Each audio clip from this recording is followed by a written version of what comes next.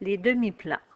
Un demi-plan correspond à l'ensemble solution d'une inéquation, donc à l'ensemble des valeurs que peuvent prendre les variables qui composent notre inéquation. Donc, si on a une inéquation du premier degré, parce que les variables sont de degré 1, donc l'exposant de nos variables sont 1, et nous avons deux variables. Donc, première chose, on va remplacer notre symbole d'inégalité par 1 égal. Donc, on va aller se tracer une droite. Cette droite porte un nom, on l'appelle la droite frontière. Donc, elle va séparer le plan cartésien en deux parties. Vous avez, pour tracer votre droite, le choix de transformer l'équation, la mettre sous la forme fonctionnelle, donc aller isoler votre variable y en faisant moins 5x de chaque côté et en divisant par moins 4 pour isoler y. Donc, on a y égale 5 quarts x plus 5 ou 1,25x plus 5. Dans le but de se construire une table de valeurs. Vous pouvez aussi, si vous ne voulez pas transformer votre équation sous la forme fonctionnelle, ça serait d'aller chercher l'abscisse à l'origine et l'ordonnée à l'origine de votre droite. Donc, je choisis les valeurs de x. Si je prends 0, vous prenez votre calculatrice, puis vous faites le calcul suivant. 1,25 fois 0 plus 5. Le résultat que vous trouvez, vous le mettez dans la colonne des Y. Si on prend 1, on va avoir 1,25 plus fois 1 plus 5, ça va me donner 6,25. Ça ne m'intéresse pas, ça va me donner des nombres en décimales. Ce n'est pas grave, c'est juste que ce n'est pas précis. Je vais changer, étant donné que je divisais par 4, des bons de 4. Peut-être que ça va être des bonnes valeurs en Y, donc des nombres entiers. 1,25 fois 4 plus 5, ça me donne 10. Ici, je prenais 8. 1,25 fois 8 plus 5, ça me donne 15.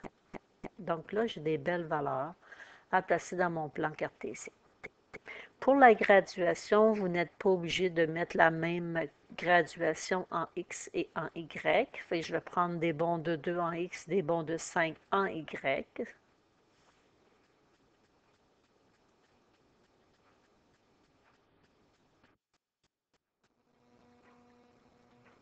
Et je vais aller placer les points dans le plan cartésien.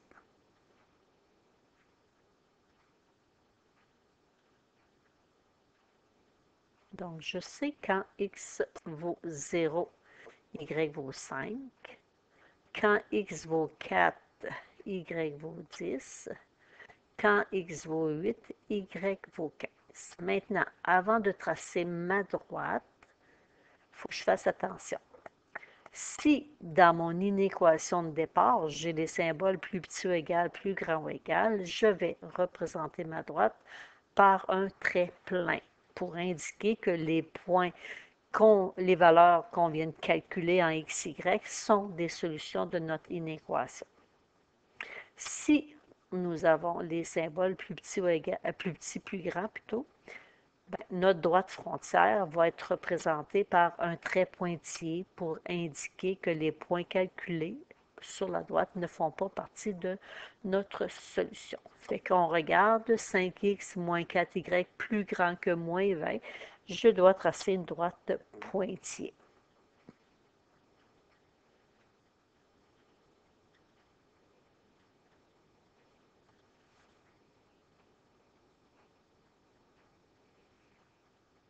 Donc, je viens de tracer une droite que j'appelle ma droite frontière.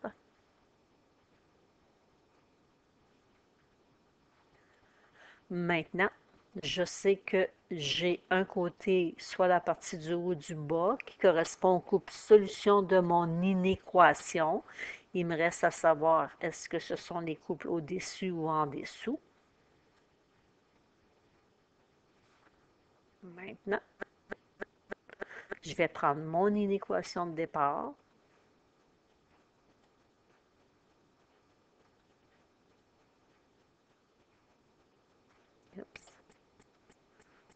mon inéquation, 5x moins 4y plus grand que moins 20.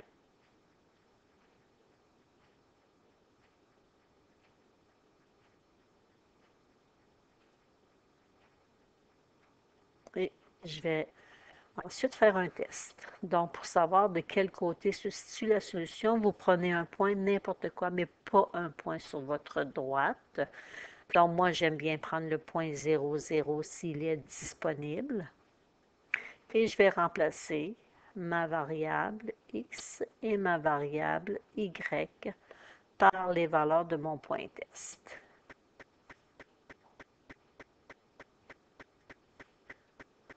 Donc, 5 fois 0 moins 4 fois 0, 0. Est-ce que 0 est plus grand que moins 20? Oui. Donc, c'est une solution pour mon inéquation. Ça veut dire que tous les autres points qui sont du même côté que le 0, 0 sont des solutions. Fait qu'on part de la droite et on se dirige vers notre point TS. On va aller assurer cette région pour dire ben, tous les points qui sont situés à droite de notre droite frontière font partie de la solution de notre inéquation. Donc, on en a une infinité de solutions. C'est pour ça qu'on vient assurer.